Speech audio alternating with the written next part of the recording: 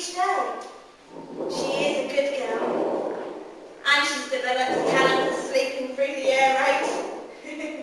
They might not have done much for our Aylward, but he sure found a good way of sending her off to sleep.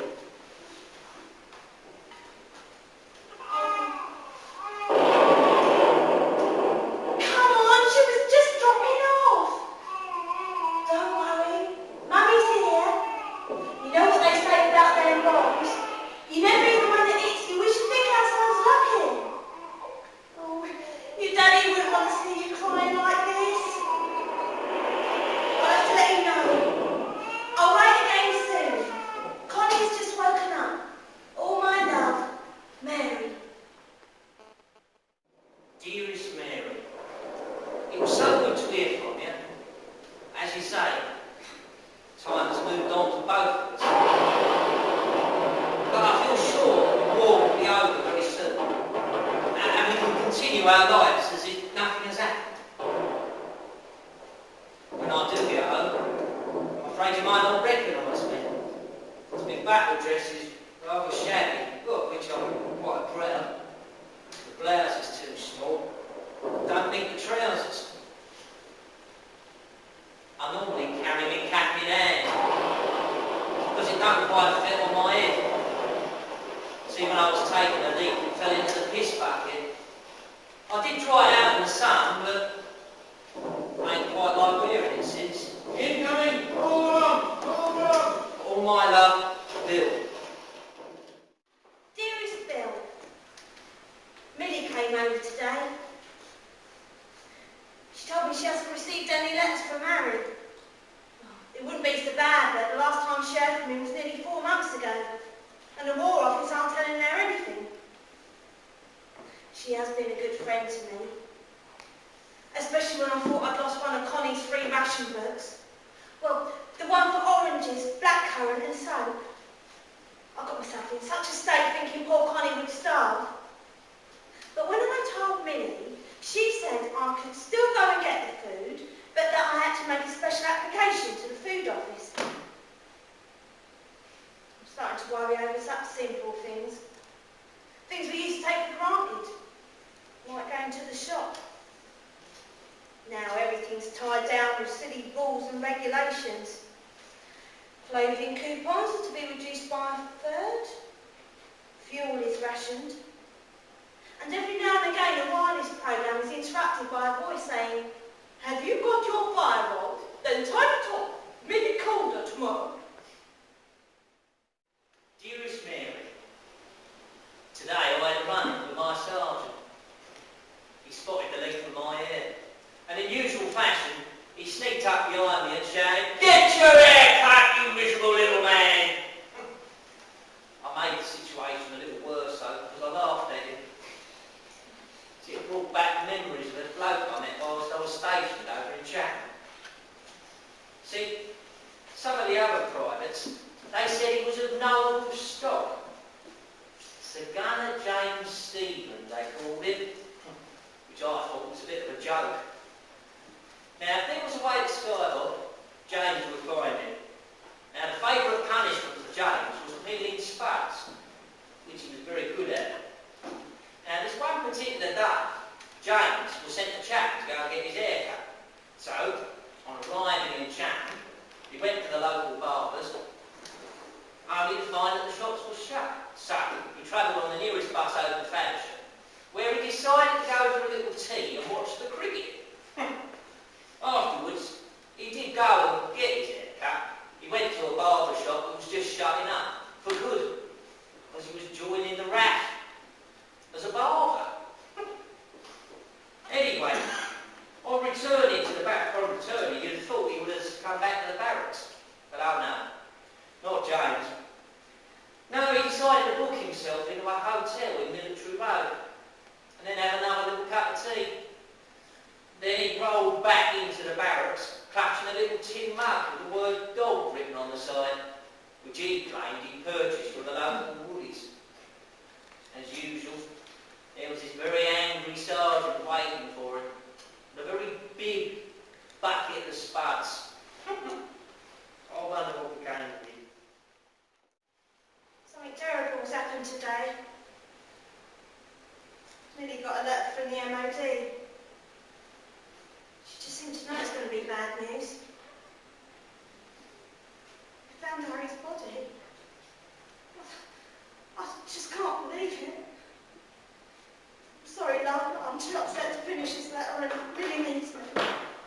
For my love, Mary. Dearest Bill, it's been nearly 3 months since I last heard from you.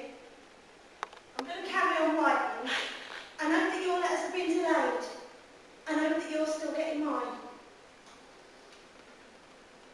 Since Harry's death, I can't bear the thought of anything terrible happening to you. Or how lonely you would feel if I didn't send my letters. Harry's funeral went as well as can be expected. The only dark cloud was Harry's brother Stan. Someone later told me he's a well-known conchian. Not many people spoke to him. And why should he get to stay at home just because he claims he's a conscientious objector, while you're up to your neck in muck and bullets? I try to help Millie as much as I can. She puts on a brave face, but I can still see the sadness in her eyes. She has been a good friend to me. I'll never forget the stern talking to she gave to me just after you left. Her words are still ringing in my ears now. Thinking like that will get you nowhere, my girl, and I'll be no sort of friend if I let you stand here moping around. You've got to keep the house together and look after that baby of yours when your Bill comes back. You know what? She was right. I've got to keep on going and hoping and waiting. All my love, Mary. Dearest Mary, it has been some time since I last spoke to you. I can't put into words how sad I feel for Millie. She's been a good friend to you over the last few years. It was your fault when I didn't reply to your letters. It's been such a hectic few months. We spent most of our time out on patrol. On one patrol, we had the feeling that the enemy were right on our tails. We didn't know where or when Jerry would pop up and show themselves. If the officers had any idea, they kept that to themselves. The truth be known, I think they were as much in the dark as we were. Towards the end of the last 8 days, oh, we've been so tired, dog tired. Sometimes we travel far into the night, only to get up straight away first thing in the morning. We don't even know if we've got enough time for a cup of tea and some bacon, or whether it's bully beef and biscuits, of which we seem to know so much so well so lately. Just before we reached our target, the Germans, they ambushed us. Well, at first we put up a good fight. A few of us were able to escape. Some of the others went to lucky. It was all so unexpected. Somehow it's the last thing a soldier expects to happen. We just had such a feeling of disgust, having allowed the others to get captured. Why haven't we made a dash for it sooner? Surely it would have been better than facing the humiliation of loss, defeat, of having run away. Where would it hit, Mary? When? Give Connie a big kiss and a coat from her dad, will you? All my love. Bill.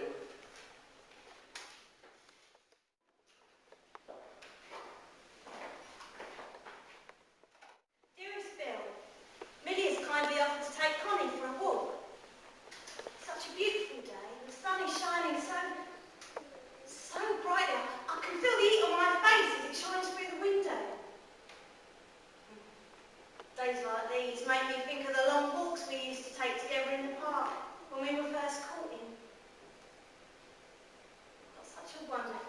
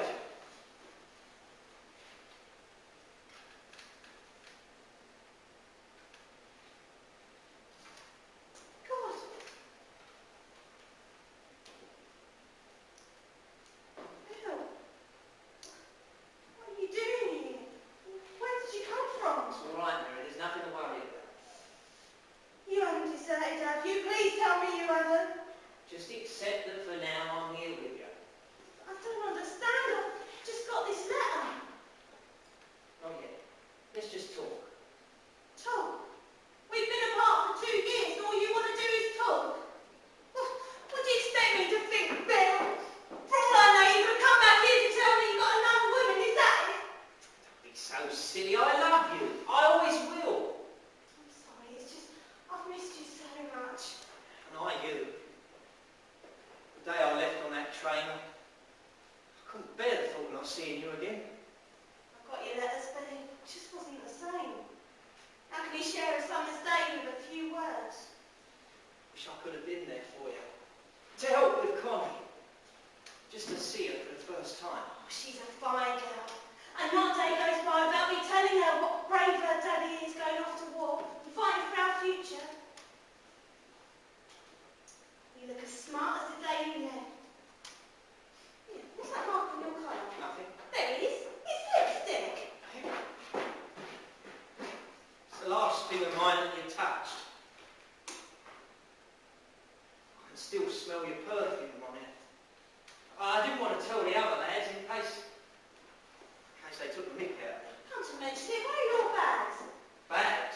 Your kit bag?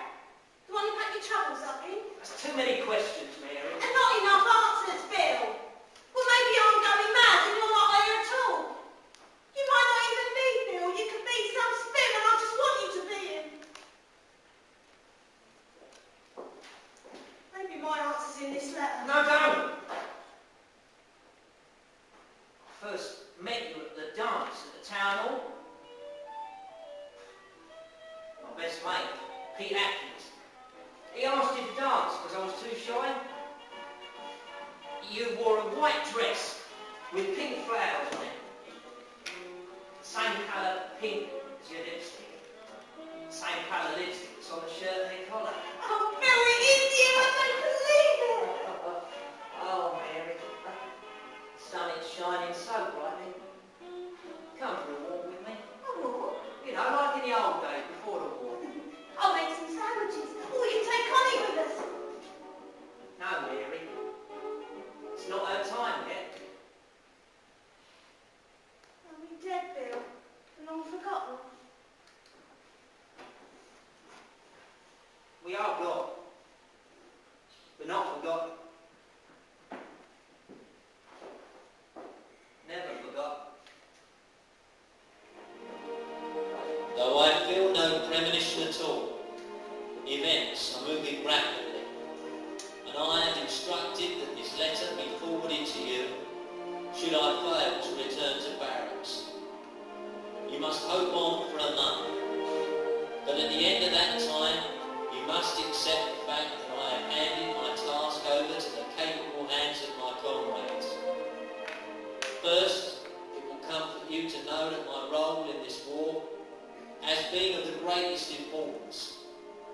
I shall have done my duty to the utmost of my ability. No man can do more, and no one calling himself a man can do less.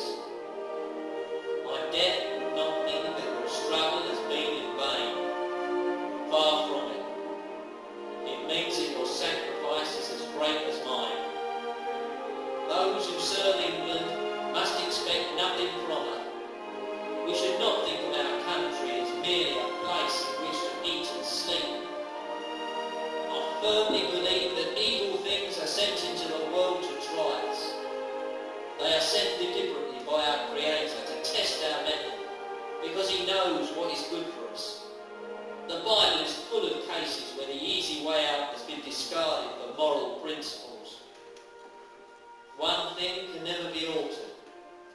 I shall have lived and died an Englishman. Nothing else matters, one job, nor can anything else change it. I'm prepared to die with just one regret, and only one, that I can devote myself to spending the rest of my life with you. But those I leave behind will live in peace and freedom, and I shall have helped contribute